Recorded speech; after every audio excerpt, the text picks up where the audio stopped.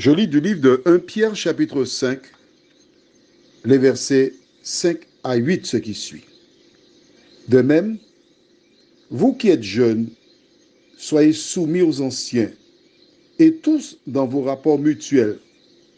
Revêtez-vous d'humilité, car Dieu résiste aux orgueilleux, mais il fait grâce aux humbles.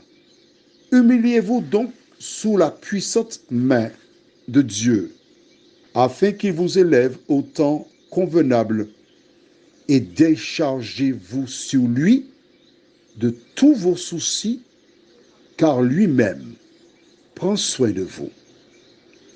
Soyez sobres, veillez. Votre adversaire, le diable, rôde comme un lion rugissant, cherchant qui il dévorera. Le thème pour ce soir, c'est votre adversaire. Prions. Notre Seigneur et notre Dieu,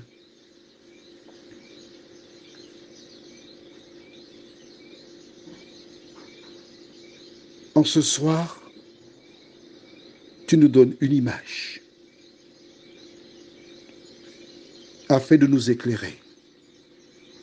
Tu nous indiques comment notre adversaire, le diable, rôde comme un lion rugissant. Mais nous notons que cette déclaration vient après un certain nombre de conseils. Au verset 5, il nous dit « Revêtez-vous d'humilité ». Il faut être humble, parce que Dieu résiste aux orgueilleux. Il ne peut rien faire pour toi si tu es orgueilleux. Ensuite, il revient en disant « Il fait grâce aux humbles » et dit « Humiliez-vous donc sous la puissante main de Dieu ».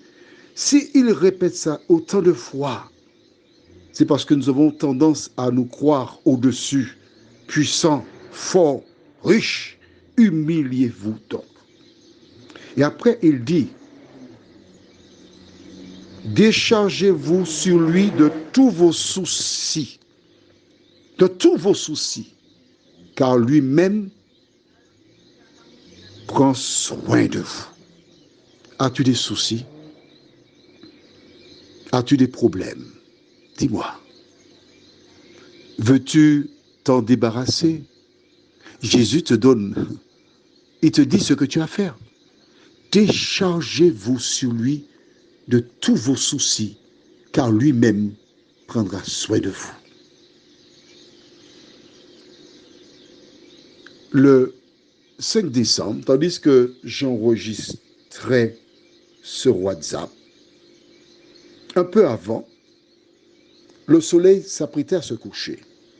Or, j'ai besoin de changer les 2 amortisseurs arrière de mon véhicule. Et j'ai un voisin qui est mécanicien qui fait les travaux pour moi. Mais ayant changé de portable, je n'ai plus son numéro. Le Seigneur m'a dit, lève-toi, va fermer ton véhicule parce qu'il se fait tard. Et quand je sors de mon domicile, je vois le mécanicien qui passe près de ce dernier.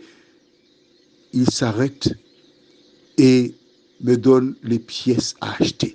Qui a permis que je sorte juste au moment où passait le mécanicien? Certains diront coïncidence. Mais moi, ayant placé cette situation entre les mains de l'Éternel, il s'en est chargé.